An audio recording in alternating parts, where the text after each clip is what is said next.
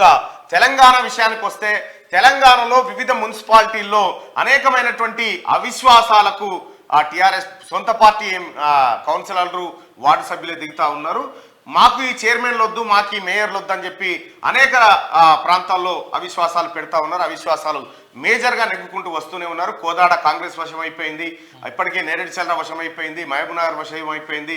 ఇట్లా అనేకమైనటువంటి కార్పొరేషన్లు కాంగ్రెస్ ఖాతాలోకి వెళ్తున్నాయి. ఇక సర్పంచులు, ఎంపీటీసీలు, జెడ్పీటీసీలు కూడా బీఆర్ఎస్ పార్టీని వీడి కాంగ్రెస్ పార్టీలో చేరడానికి ముహూర్తాలు చూసుకుంటా ఉన్నారు. మొత్తానికి బీఆర్ఎస్ పార్టీ గడ్డు కాలాన్ని ఎదుర్కొంటుంది తెలంగాణ రాష్ట్రంలో.